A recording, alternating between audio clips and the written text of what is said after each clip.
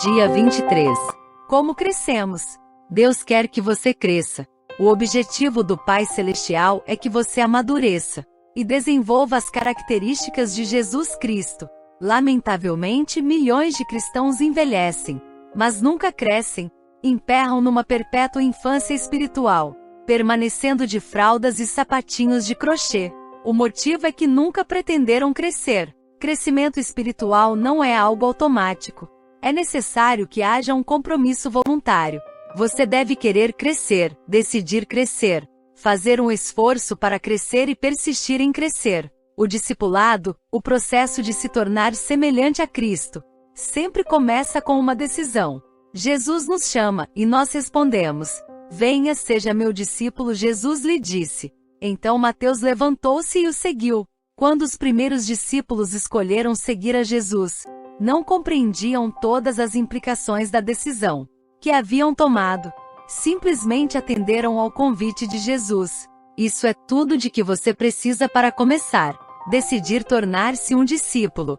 Nada molda mais sua vida que os compromissos que você escolhe fazer. Seus compromissos podem desenvolvê-lo ou destruí-lo, mas de qualquer forma serão determinantes para você. Diga-me com o que você está comprometido, e eu lhe direi aonde você estará em 20 anos. Tornamo-nos aquilo com que estamos comprometidos. É nesse estágio do comprometimento que a maioria das pessoas perde o propósito de Deus para a vida delas. Muitos têm medo de se comprometer com qualquer coisa e simplesmente ficam vagando pela vida.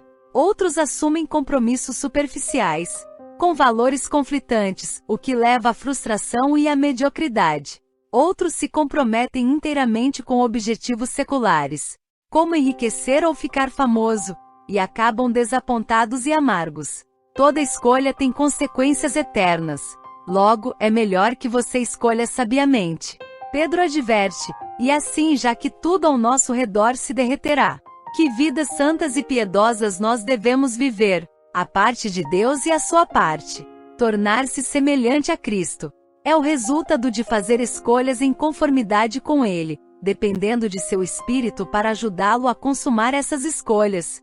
Uma vez que tenha decidido seriamente se tornar semelhante a Cristo, você deve começar a agir de maneira diferente.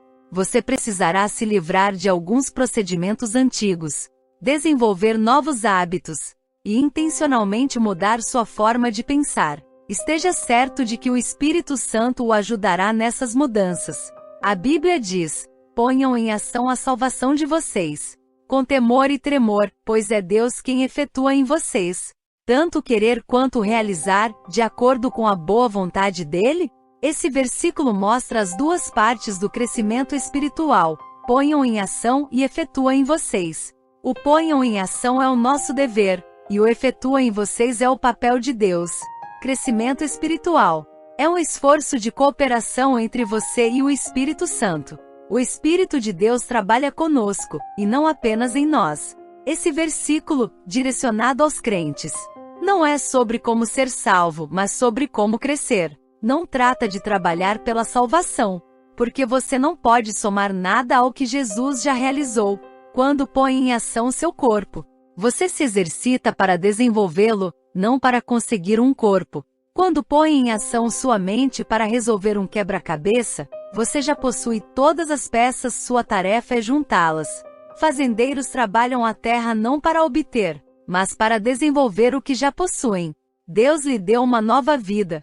Agora você é responsável por desenvolvê-la com temor e tremor. Isso significa levar seu crescimento espiritual a sério. Quando as pessoas são desleixadas com seu crescimento espiritual, isso demonstra que não compreendem as implicações eternas, como vimos nos capítulos 4 e 5, alterando seu piloto automático. Para mudar sua vida, você deve mudar sua forma de pensar. Por trás de tudo que você faz, há um pensamento. Todo comportamento é motivado por uma crença, e toda ação é estimulada por uma atitude. Deus revelou isso milhares de anos antes de os psicólogos terem essa compreensão. Tenha cuidado com o que você pensa, pois a sua vida é dirigida pelos seus pensamentos. Imagine-se viajando em uma lancha em um lago. com um piloto automático ajustado para o leste. Se você decidir dar a volta e rumar para o oeste, haverá duas formas possíveis de mudar a direção do barco. Uma forma é agarrar a roda do leme e forçá-la fisicamente a rumar para o lado oposto do ajuste do piloto automático. Com pura e simples força de vontade, você poderia vencer o piloto automático, mas sentiria constantemente uma resistência. Seus braços acabariam por se cansar do esforço. Você soltaria a roda do leme e a lancha instantaneamente voltaria a rumar para o leste da forma em que estava programada. É isso que acontece quando você tenta mudar sua vida com força de vontade. Você diz: vou me forçar para comer menos, fazer mais exercícios, deixar de me atrasar e de ser desorganizado. Sim, a força de vontade pode produzir mudanças em curto prazo, mas cria uma pressão interna constante, porque você não lidou com a causa básica. A mudança não é natural, então você acaba por desistir. Sai da dieta e deixa de se exercitar. Você rapidamente retorna aos padrões anteriores. Há uma forma melhor e mais rápida. Altere o ajuste do piloto automático.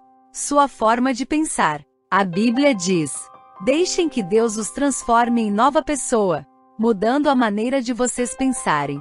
Seu primeiro passo em direção ao crescimento espiritual é começar a mudar sua forma de pensar. Toda mudança deve sempre ocorrer primeiro em sua mente.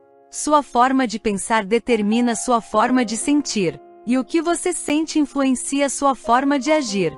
Paulo disse: deve haver uma renovação espiritual de seus pensamentos e atitudes. Para ser semelhante a Cristo, você deve desenvolver a mente de Cristo. O Novo Testamento chama esse desvio mental de arrependimento, que em grego quer dizer literalmente mudar de ideia.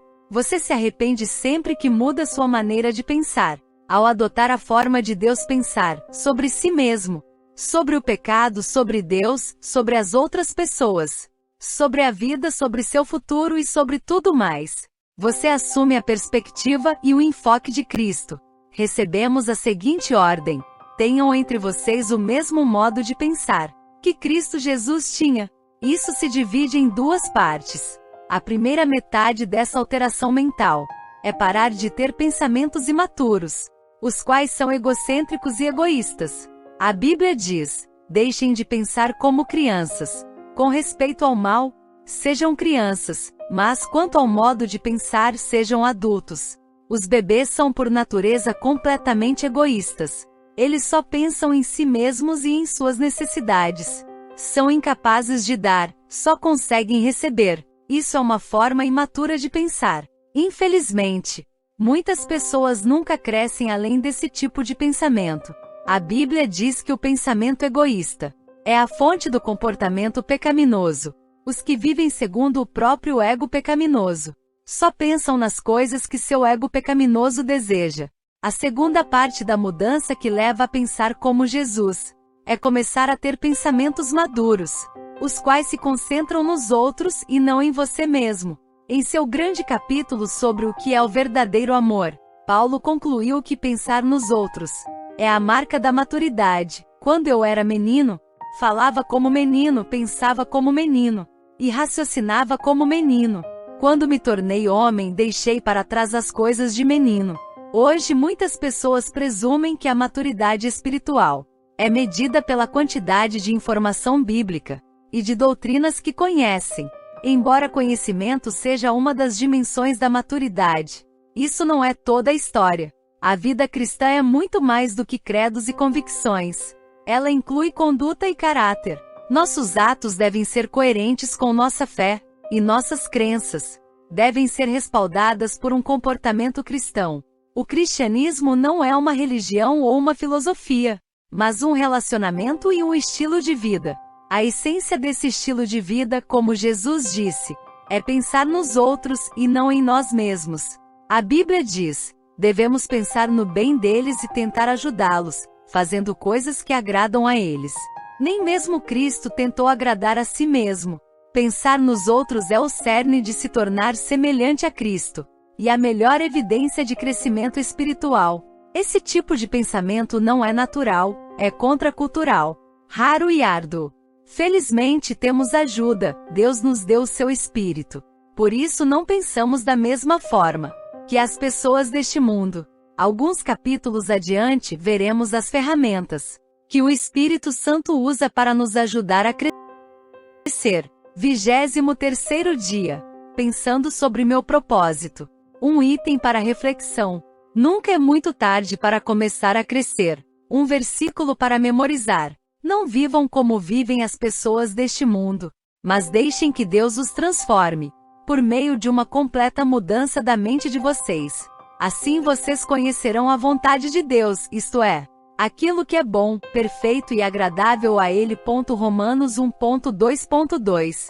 Uma questão para meditar. Em que área preciso parar de pensar do meu jeito e começar a pensar do jeito de Deus?